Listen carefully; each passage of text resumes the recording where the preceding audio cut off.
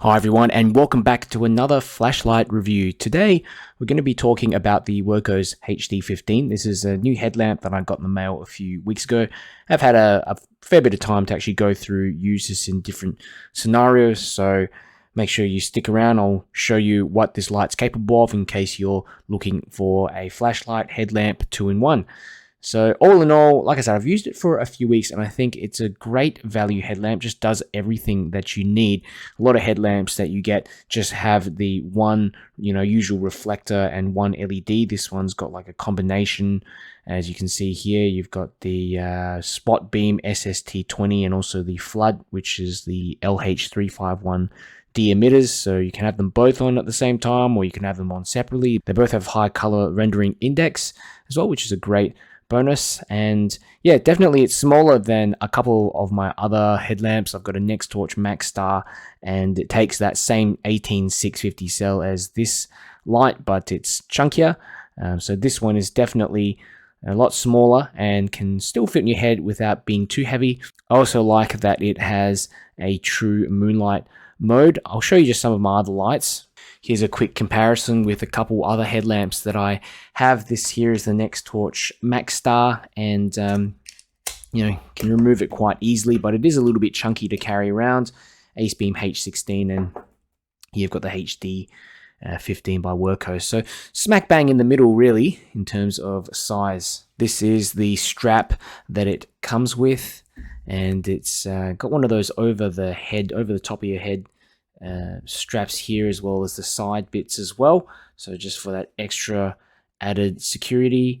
And little close up as well, you can see these little rubber rings, and they basically just allow you to squeeze the actual headlamp through. You need to take off this clip first before you do that, but it's good to know that you can actually use this as a normal EDC flashlight in your pocket as well, which is great. Okay, so I want to talk a bit about the overall construction, LED, lens, bezel, and reflector.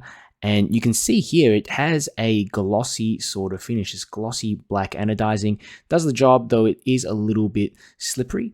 And the anodizing is quite similar to all the other Wurkkos lights that I have, especially the FC series, FC 11, 12, 13. The LEDs are both housed in the separate TIR reflectors. They're tiny little reflectors, as you can see. And the top one, surprisingly, does a really good job at projecting the beam. I'll have some stats up later on how it performs, and also some beam shots. There's also a metal plate surrounding both of these lenses, and it is slightly recessed, which is good because I don't think there's any glass on the front. It feels like plastic, just the actual TIR lenses there, which is common on some of these smaller TIR lenses and flashlights. But at least they are recessed, so it does provide a bit of protection. You can see on the bottom lens there is a diffuser in front of the TIR lens, so it's probably the same as the one above, but just with the diffuser there to create more of a flood beam. There's also 4 of these Torx screws on the head, so it looks like you could unscrew them, get into the head, and add in your own LEDs if you want later on, which is good news for those of you guys who like to mod your flashlights. Switches on the head, that's something I prefer, as there's less chance of it being accidentally activated in your pocket. I think, especially when you're using this clip here on the side. Good quality machining, and if you look at the threads especially, quite nice, thick, square cut threads, which is common with Wurkkos. Head is slightly larger than the battery tube. As you can see, it's kind of squarish shape, juts out just a tiny little bit there in the front. Okay, you can also detach the head of the flashlight quite easily as well, access the bottom part of the driver. The top lens actually features the top lens here actually features the SST20 emitter, while the bottom one features the LH351D emitter, so more floody, and you can kind of see them through the lenses. It's a little bit tricky to see, but yeah, I was surprised that both of them were high CRI, but I'll go through some of the specs again, like I mentioned later. So I'm just going to show you a bit of the UI now. So basically turn it on, just click that button once, okay? And it remembers the last mode that you've had in it. So once you've got it on, you can click hold, and it will cycle between these different modes. So I mean, if you just want, for example, the spot beam, you can do that, or you can have both of them on. You can just have the bottom one on. And I think that's really nice that you can cycle between these different modes depending on what you're using it for. There is also ability to access moonlight mode from off, so just click and hold, and again it will just remember the last LED configuration you had on and put it into moonlight mode. So for example, if I just turn it on again and then swap to both of them, turn off, and then click and hold, then you've got access to moonlight mode using both of these LEDs. There's also a power indicator on top that you might have noticed before. When you switch it on, it's red at the moment, and that means less than 30% battery remaining. It's green if it's over 30%, and flashes I think when it's flashes red when it's under 10%. Another thing you can do is just click that button on top 3 times, and it will tell you the battery percentage, rough battery indicator there, without turning on the lights themselves. There is also a way to lock out the flashlight by clicking 4 times. So 1, 2, 3, 4. Okay, and it will flash a couple of times, and every time you click the button you will get that double flash, which is good. So 1, 2, 3, 4. There you go, it's unlocked. And remember the last mode. Another thing I want to show you as well is just some hidden modes as well as turbo. So what will happen, you just basically have to double press. You can be on, light can be on, and then you double press and that will access turbo, or you can turn it off and just double press and access turbo. Okay, but from that turbo mode you can actually access a secret menu of all these other modes. So strobe, so you just double click and you get access to strobe. Double click again, the SOS mode. Double click again, you've got the beacon mode. Okay, that nice sort of beacon mode. And the interesting thing about these modes is that it actually remembers again which LEDs that you've had on or off on the last setting, and will only activate those 2. So all right, so let's talk a little bit about performance. And I've done a few ceiling bounce tests on all the different configurations modes that you can actually have this on, in the higher ones anyway. So you can see here, this is with just the flood beam, which is the bottom LED on high, and you can see you've activated the flashlight and it pretty much stays on 100%, starts going up and down around the 4-minute mark slightly. By 6 minutes it drops to just above 95%, 95 or so percent of output, which I think is really amazing. I mean, it holds that output even past that 12-minute point which I ended the test. This is another runtime test where I only had that bottom LED, the flood LED on turbo, and you can see here, starts off at 100%. Around the 1.5 minute mark, it starts ramping down quite aggressively to about 20% just after the 2-minute mark, and I ended the test around the 6-minute mark. So it does last for, a minute or just over a minute on that turbo mode when using flood. Okay, so moving on to the next test here, I'm just using the spot beam, so just the top LED, and you get a pretty similar performance as well as just the bottom one on high, where it starts off at 100%, and around the 8-minute mark you can see starts sort of going up and down slightly, and then goes to about 95% after the 9-minute mark. So I think that's really good performance. I mean, considering just on the high mode it drops just slightly, I can't even tell it by eye, but obviously the sensor on my phone's able to pick that up. Here's another test that I ran with the spot beam on turbo, and you can see starts off at 100% and goes down slowly, very, very slowly, maybe about to 95% at just before the 3-minute mark. And at that point it ramps down to about just over 20%. So it does drop quite rapidly on turbo, and that's just due to the amount of heat that's produced, and it's definitely necessary just to make sure this thing doesn't burn out. So yeah, I ended the test after 5 minutes. This is another test that I ran, and this was an interesting test because it was using both the flood and the spot beam on the high modes. And you can see here at 100%, starts out at 100%, and then it starts dropping again. Very similar performance as the other two, but it goes to about 95%, holds past the 10 minutes on 95%, but it does get quite hot though. That was one thing I was a little bit worried about. After that 10-minute mark, I was feeling the head of it, and yeah, it was pretty hot. I mean, open it up, the battery was slightly warm, but it wasn't worrying, but just something to keep in mind. And I also ran another test with it on turbo with both the flood and spot beam, as you can see here, and starts out at 100%. Around the 2-minute mark, ramps down quite significantly to just over 20% into the test at nearly 5 minutes. Here are the measurements from my Opal Lightmaster Pro, and I've separated them out from the spot beam, the flood beam, and the spot plus flood activated at the same time. So you can pause the video here and take a look. But the main takeaways, I guess, are that the spot beam does produce significantly more throw than the flood beam. That's no surprises due to this diffuser. As you can see here, color rendering index for both LEDs were really quite impressive, over 90. You get some, a little bit better performance on the spot beam. CCT color temperature was between 3700K to 3900K, so it's definitely a warm white kind of color. Okay. The light is rated at 2000 lumens, but you're probably going to need a high drain cell like a Samsung 30Q in order to achieve that. And even if you do, it might be a case of, only a minute or two on that turbo mode and that amount of lumens before it ramps down. There's other things you might have to do, like run a spring bypass. The HD15 is rated at 2000 lumens, quite impressive for a small headlamp like this, though you're probably going to need a high drain 18650 in order to achieve that. The beam in general is more on the floody end, even though you've got this spot beam here. It does throw, significantly further, but it still produces, a lot of flood. It's just the nature of these smaller TIR lenses is definitely a bottleneck there in terms of how far that light is going to throw. Some considerations that you might want to be aware of. First thing I found was that it was quite tricky to continually attach and detach the light from the headband. I mean, a lot of these headlamp flashlights are like that. They just have this kind of rubber rings that you have to squeeze the flashlight into.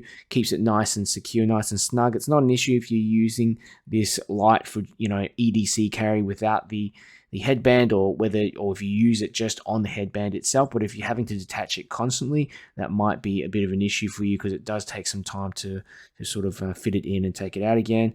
Another thing is that with the 18650 cell with this light, it is a little bit on the larger end in terms of headlamp. It's definitely still doable, but thankfully Wurkkos also include an 18350 tube. They don't include an 18350 battery, but that allows you to basically halve the size, the length of this light, making it a lot lighter and easier to carry around. This is what the HD15 looks like with the 18350 tube. Just ignore this clip here. I'm using it on another my flashlights, the FC12 at the moment. But as you can see, it really reduces down the size of this light significantly so that you can use it more comfortably if you want something lighter as a headlamp. Finally, it does get pretty hot on the flood plus spot setting on high. Okay, it's doable, but definitely in the long run, you probably want to just use one or the other instead of having them both on. It does get a bit warm. Overall, I'm really impressed with the Wurkkos HD15. I think it's a great little headlamp, especially if you're on a budget, and I'm always impressed with how much value Wurkkos offer with their lights. This one is no different. You get everything you need in the package, including a battery, charging cable, headband, clip. You even get a bonus 18350 tube like I mentioned before. So if you're looking for a great value all-rounder headlamp flashlight that's not going to break the bank, you might want to consider the Wurkkos HD15. I've left a link in the description if you want to check it out. And if you have any questions, something perhaps that I've missed out, just make sure you leave a comment. I'll do my best to get back to you. Finally, if you enjoyed this video, if you found it helpful, do me a favor and click the like button. That gets my videos out to more people. And if you want to see me make more light reviews, make sure you subscribe. Got the Wurkkos HD15 here. And what I'll do is I'll put it on the lowest mode. You can't really spot it so well on the camera,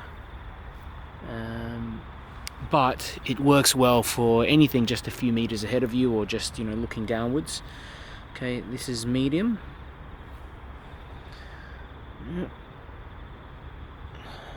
Get close, you can see the grassland to the left hand side, and that's the highest mode, or not the highest mode, the high mode, and you can see that illuminates the trees to the right very easily, the grasslands to the left, and this is actually on the flood beam as well. Okay, so it's more of a diffused beam, slightly kind of warmer looks to the eye, and double press and you get turbo, and that really is nice sort of diffused beam.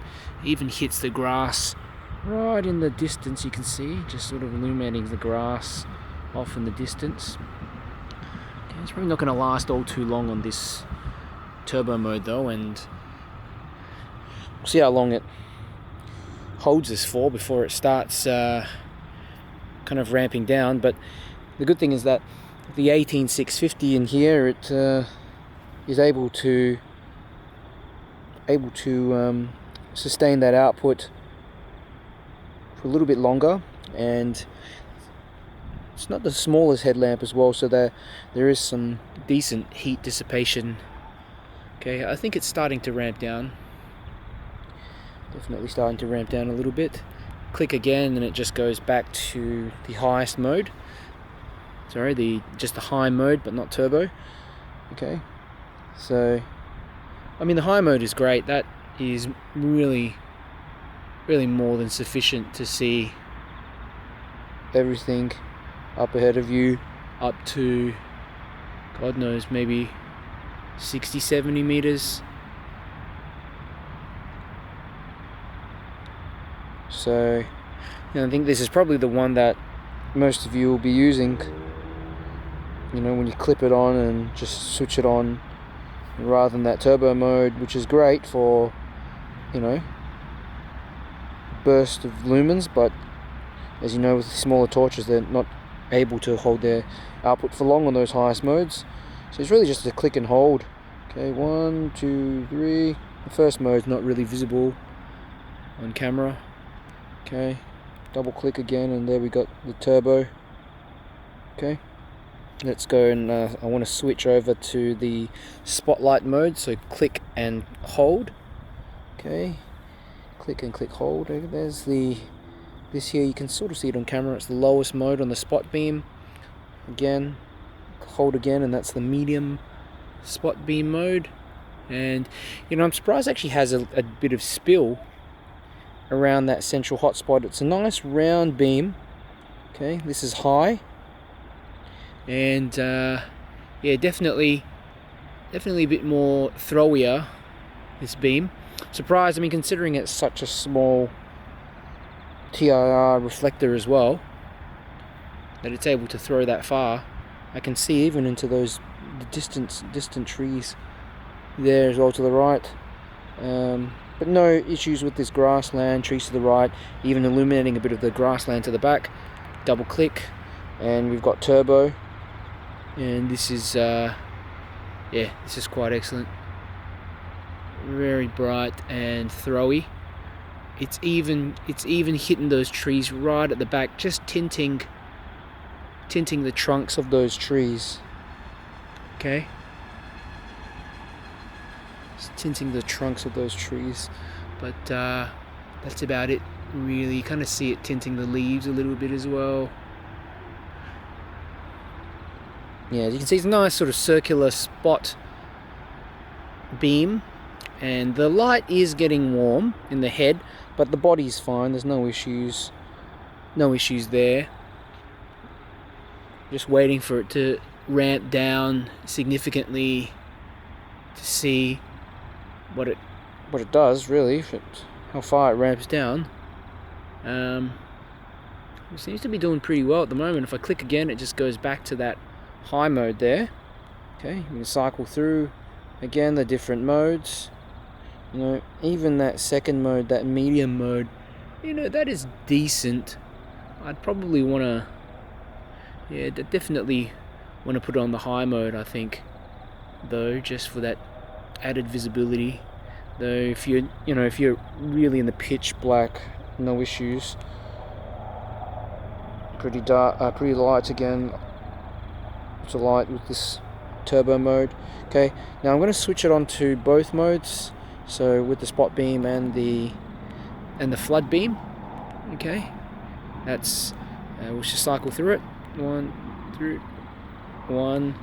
Okay, so that's the lowest mode. 2. Okay, wow. 2, 3. Wow, this is pretty cool. We've got kind of best of both worlds here.